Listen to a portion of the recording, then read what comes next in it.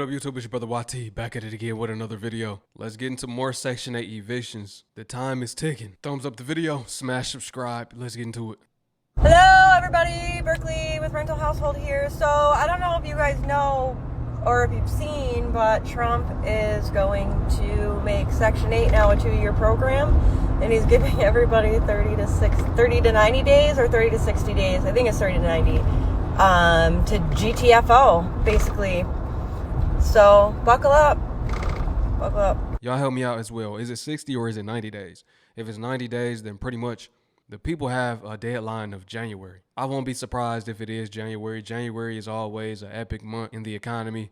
A lot happening in January and February every single year. We've been hearing, or at least me, I've been hearing insider information that January is going down. I even had my pops like, yeah, I'm hearing in January it's going to be bad. Like, I guess people at his job talking about what's about to happen. I think the crash may happen. It may begin when you connect all of the dots with everything going on in the economy as well as prophecy as well. It's very prophetic. The stock market is down today. Crypto is crashing today. Digital IDs being talked about. I think they are ready to crash the system. I'm really sorry that I haven't checked in a couple of hours, or at least that since my last video. No luck, you guys. Either, as usual, I didn't qualify, or the programs just didn't have any funding, which is just the case. So I have officially reached the wall. I am about to walk back into a pitch-black apartment, and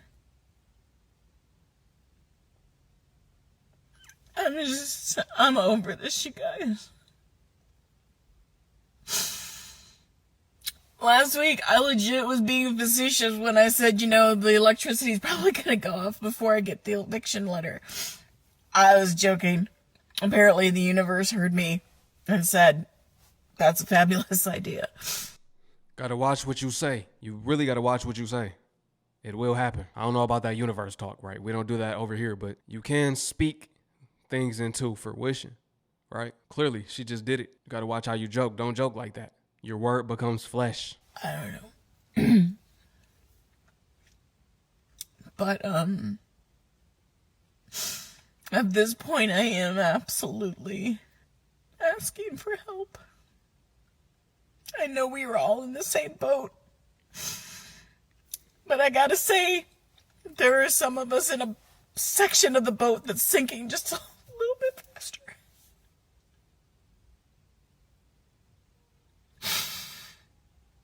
I'm sorry.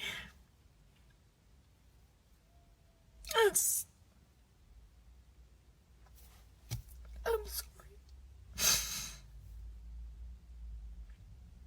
Anyway, I love you guys. I'm gonna try and wire the extension cords like I did last year, and see if I can do that. And if I can, then I'll try and go live. But I don't know. Anyway, I love you guys. Hey family, I'm back. I found out something else. I don't know if y'all heard or not, but Trump is getting rid of that Section 8 and EBT for these people that don't want to get out here and go to work. Your time is up, baby. Y'all, I know most people like us really not feeling Trump, but I'm kind of feeling him on what he's saying about this. Now, how many of y'all have family members, friends, people you know that's been living off Section 8 for 20 years? Me. Definitely have family members that's been living off of Section 8 my whole life. They get put out and moved down the street. Mama, why they moving down the street? They on Section 8. They got put out that last house. They got to move down the street. I got plenty of family members like that. And I was thinking about them for real. I'm like, I wonder what they gonna do. Wonder how they feel about it, or even if they know about it. That was my first thought. My initial thought was, I wonder if they even know about it. And what's their plans? These are the same family members that always had the designer clothes. They got on Christian Louboutins, right? Renting Phantoms for their proms. You know, wonder what they're gonna do now. They rent $3. They don't go to work. Not that they can't go to work. They don't want to go to work.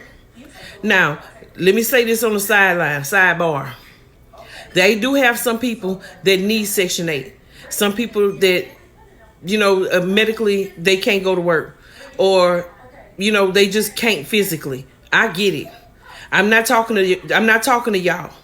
I'm talking to these ones that your mama been on Section 8 all her life, and she ripping and running and doing this and doing that, and then you seen she was on Section 8, paid $3 rent. So now you, as a young girl, because you done got pregnant and you got a baby, you go run out there and get on Section 8, and you ain't working, and you having child after child after child, and y'all all on Section 8 getting food stamps, $1,000 a month. And no, that's all about to stop. That's who I'm talking to. Okay? Trump said that's enough. So for us people that goes to work, that's working, he said you got to have at least 30 hours. Okay? 30 hours a week to qualify for the program. All right? So most of us that work on a regular basis, 30 hours ain't nothing to us. This is what we do. So guess what? We gonna be the ones walking around in the grocery store with the big baskets, because we deserve it. All these years, they've been letting people with no job. They walking around with 2-3 baskets full of groceries, and us hard-working people, we got a little handheld basket with 2-3 items in there, because that's all we have left out of our check. And they sitting around getting fat food, eating lobsters and shrimp and crabs and all this other good food. You know, lobster, crab legs, steak. They gonna be eating noodles now. TV dinners, banquet about to be their best friend. Y'all know them banquet TV dinners nasty. Them banquet Popeyes too, them nasty too. Welcome to the handheld basket life, where you eat for the day. Go in there, get what you can afford, and leave. Where you count every single item to make sure you didn't go over budget. Whole life about to change now. And we can't even eat that. And we the ones going to work. So I'm glad Trump didn't flip the switch, baby. So all y'all that's living it up right now, that's able-bodied to go to work, and you're choosing not to go to work, you better get ready. Because, baby, y'all finna get them notices. And them notices gonna come soon. And like he said, real quick. And those of us that go to work, we ought to be able to go and apply for some food stamps and see what it feel like. To be able to go in the line and slide a card with pride. Because it's not for the ones that don't have nothing. It's for the ones that's working to have something. It's our turn now, y'all. So I'm telling y'all right now, if you able to go to work, you better get out there and start filling out them applications. If you want to have a place to live. It's time to get up and stop being lazy. Because, baby, this is not the American way no more. Trump said no. And y'all can be mad all you want to. I told you, things are changing. You ain't gonna like it, but guess what? You got to go with it. So that's what I got for y'all today. No more Section 8 EBT for people that don't want to go to work. Y'all time is up. Leave a comment, y'all. Let's talk about it. Trump said no more Section 8 and EBT. Boy, remember the first time Trump was in there, the hood was loving him. Trump feeding the streets. Trump feeding the hood. Bring them back. They brought him back. Now look, the hood quiet. They sitting there like, we got to get him up out of there. They thought they was getting more checks coming. Nah, they checking to see who qualifies for the benefits and who don't. That's the only check that's going around right now. Your time is up. Blame Trump. How you doing? You look Dotson? No, I don't. Your daughter? Okay, we got an eviction today. Okay, how many people in here? 3. Okay, children? Yeah. Okay, well what I'm gonna do, I'm gonna give you like 10 to 15 minutes. I got to come in and start taking pictures. Get the kids together. Did y'all know this was coming? Yeah, but not this soon. Yeah, I think it's been kind of a delay because the course have been real slow. But I'm gonna come in and take pictures, and then I'll bring the crew in. Did y'all know we was coming? Yeah, but not that soon. Well, it's been kind of delayed. The course has been slow. That means y'all had even more time. And I guarantee they still not prepared either. Why do they be sitting up in the house as if they're not about to get put out? That'll be in the back of my mind every day, man. Every little noise I hear, I'm thinking it's them. Ah, it's them. They coming. They got us. They be in there comfortable, acting like they never coming. They gonna have to put me out. I ain't going nowhere. This my house. No, it's not. But I give you 10 to 15 minutes to start getting your personal stuff together and get the kids together before I bring them in. It don't look like y'all got a whole lot. Y'all may already been moving. Yeah. Yeah, we was gonna move already. Right. Most of it we can really get past this. Okay, I take it back. They already were prepared. That's what's up. My bad. My fault. I thought y'all was gonna be like everybody else. My bad. Congratulations, y'all did what y'all was supposed to. Start packing, because y'all know y'all ain't got that money to pay that rent, and you know you gotta go. We really ain't got nothing. Right. Okay. Well, I still have to bring the crew in, but what I'm gonna do, I'm gonna give y'all a little bit more time to move some stuff on your own. Okay. But I still got to bring them in at a certain point. Okay. All right. I'm gonna go ahead and bring them in and start up here in the front. We got some bags too. Y'all need some bags. Yeah, that's what we need. We're gonna start up here in the front while they still packing up some stuff in the back. See if they need something. They need some bags back there. Can you take some bags? Oh, thank you. Get started up here. See if there's a dumpster out there. Put this glass in that dumpster. Okay? Everything in these bags is closed. No, I'm talking about this glass right here. I think there's a dumpster on this side. You got the concrete sitting in? Bring the car seat out. Yeah, bags over here. No, the bags that have stuff in it. Everything we took it out was in this parking space out here. Everything is going out already. It's where? In this parking space to the left. There's some out here. Look over in this parking space over to the left. Put this on. There's some stuff out here. Come out stuff. Right Put it in here. the parking space. Right beside that red truck. Hey, help her move that box right there. She's trying to put it to this truck right here. Hey, get this right here. Let's get all this up front first. Get them a chance to get whatever they need out of there. And this trash can go straight in the dumpster right here. I think that's trash. What now? Where now? Oh yeah, get it to her. You can take it out there to the truck. Can I get a bag? Yeah. Is it closed in there? In the closet? What's in here? Yeah, big bird and stuff? Yeah. Okay, yeah, there's no go. We're not putting, the only thing we put in the dumpster is the trash that was sitting right here. Okay, Yeah, we don't put nothing else at the dumpster. This one don't, just to close. Okay. Thank you. All right. Hey, give him a hand with that. He can give you a hand with that. See if I got anything. Y'all got anything else ready to go out that we can go ahead and start taking out? We can go ahead and start taking this bed and stuff out, right? Yeah, I got the pillows off of it. And then the bed, take the bed up. Bro, get the pillows up there. And open the bed. You go ahead and break that bed down. Go ahead and start bringing that bed out. Yeah, so get all this stuff off this shelf up here. Every time you see a man in there, you got to question, what are you doing, bro? Where your money at? How are y'all getting put out? Why you not out there working, making something happen, making something shake? Where your hustle at? You ain't got no hustle? Check out this beauty. And the nightmare it becomes when you have to evict the tenant who knows what they're doing.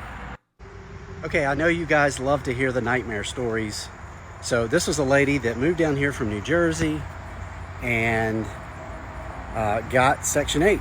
You earn my tax dollars paying for that house.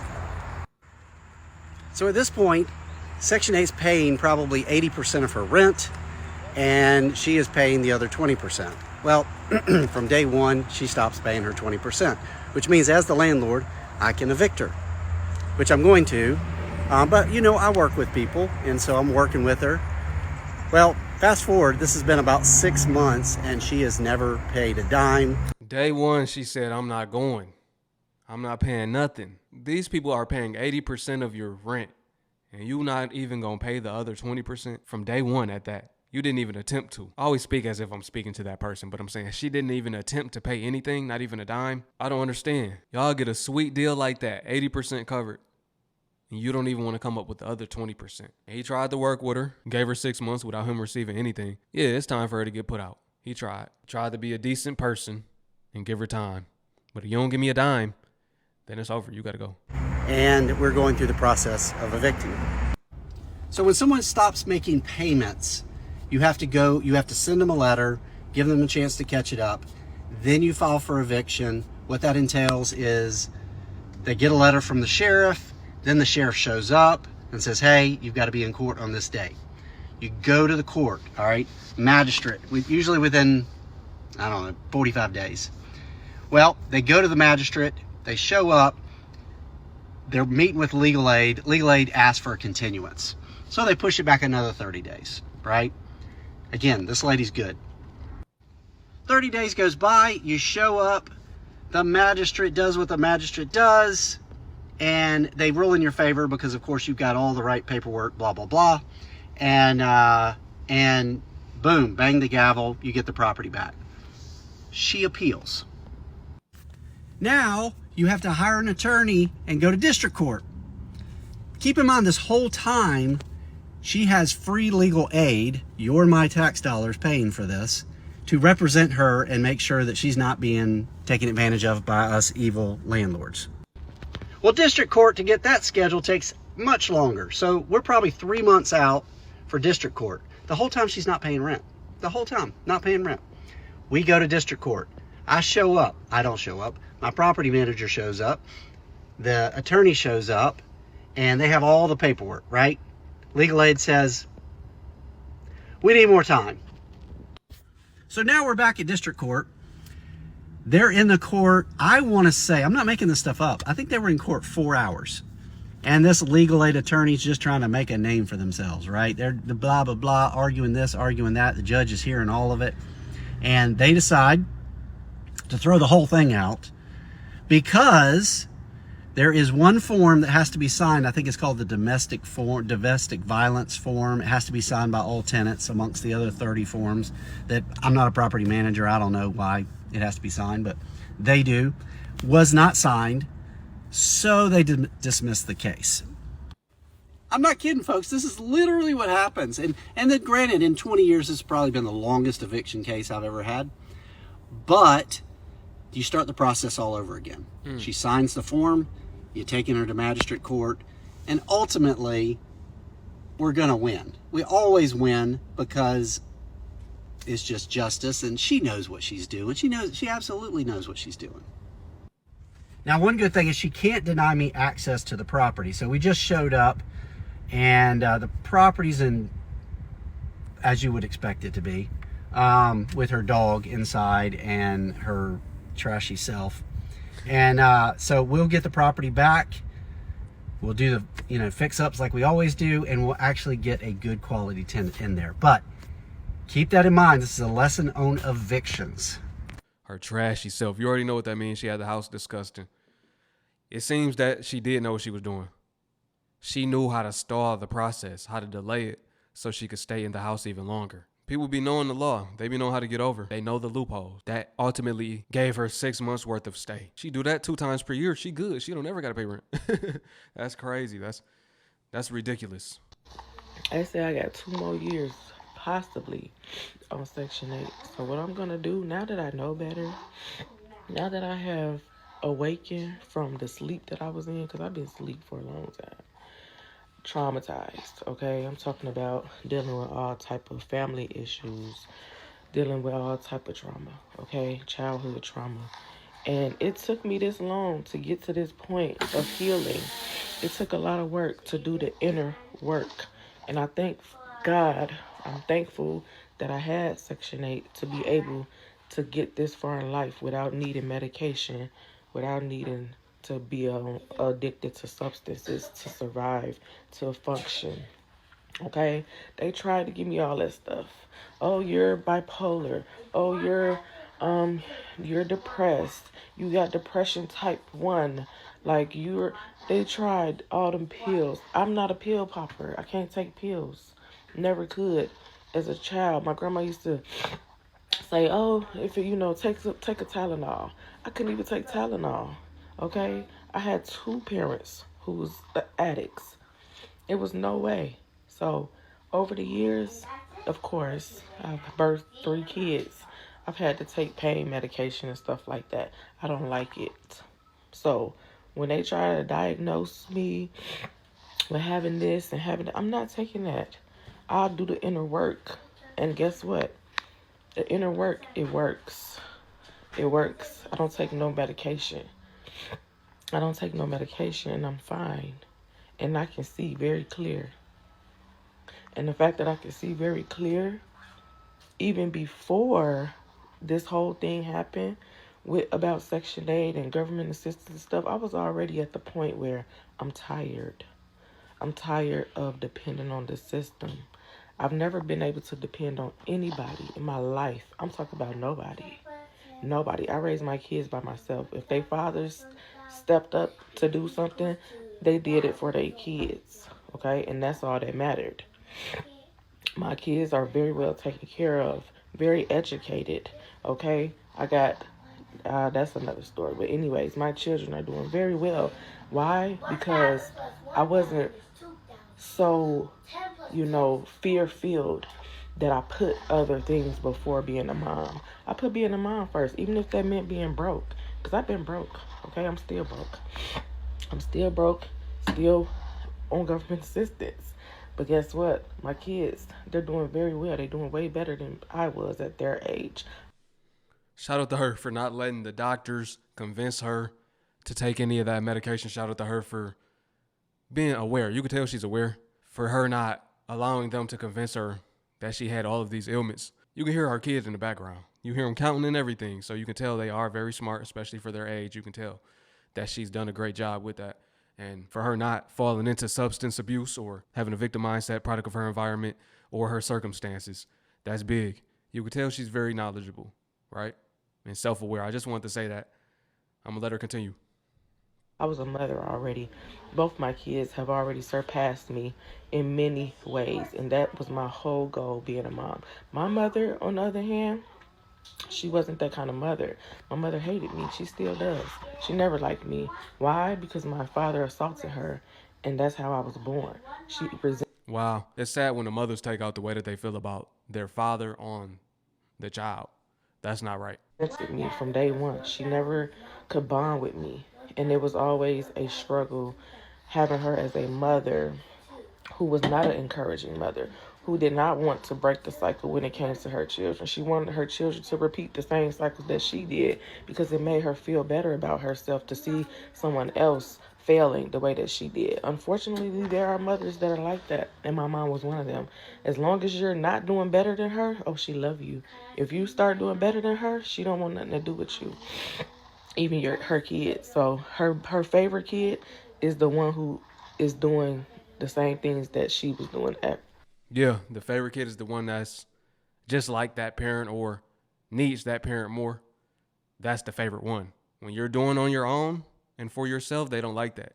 They feel intimidated as if they want you to need them, right? It's a lot of parents like that. And I understand her story and what she's talking about. This is a real thing within the black community. I speak on black people because I'm black, as y'all know. I don't know about other communities and what they go through, but I know this is a real topic where jealousy is real. Parents being jealous of their kids and not wanting to see them prosper. Hatred towards their kids. Like you said, they like the one that's more, just like them. At that age, failing. But anyways, so I am just going to use whatever time I have left on these programs to better my life and get way further than where I'm at, where I'm supposed to be. Okay? I'm not embarrassed about it. I'm not ashamed, as you can see. But, along the way, you're going to meet people who they're not going to be nice. They're not going to have nice things to say. They're not going to understand your journey. They're not going to understand what it is that you're going through.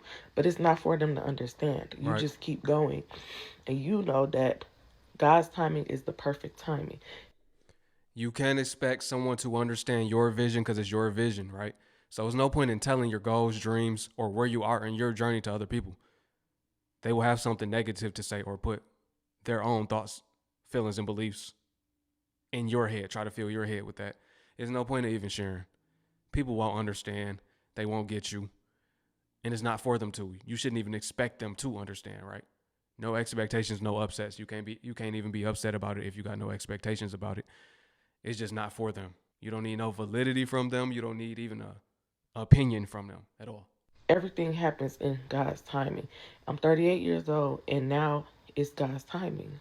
Because why? Because I can see. I'm not medicated. Everything that I see, I can see him. I can hear him clearly. I'm not under the influence of anything. I'm not under the influence of any substances. I can't say the other stuff, but I'm not under the influence of any substances. I drink a little coffee, but Substances? No. Pills? No. People? Never. Okay? Once upon a time, yes. But now, no. I'm not under the influence of anybody but God. And it's time. That was a good one. She said, I'm not under the influence of anything, not medication, not substances, not people. Meaning she is fully in control of her life. She understands that it's the Most High's timing, no matter her age, right? 38, you still alive, right? That means you still can strive. That means there's still hope. Everybody has their own journey. It's a marathon. As long as you get to that finish line, it's not about how quickly you get there. It's about getting there. I think this was a video that many people could learn from, and I like how she's not a victim, first of all, and not using her circumstances to feel bad or want pity or to look down on herself, you know? Yes, she was on the system. Now she's taking it for what it is. Look, the system is being taken away. She's finally awakened and about to benefit and get further. Sometimes you need to hit rock bottom in order to go to the next level. Sometimes you lose everything before you go to the next level. That's usually how it goes. Drop a comment. Let me know what y'all think about this video. I appreciate y'all for watching, family. I want to leave y'all with that. All right, peace to my Hebrew fam. Shalom. I'll catch y'all on the next one.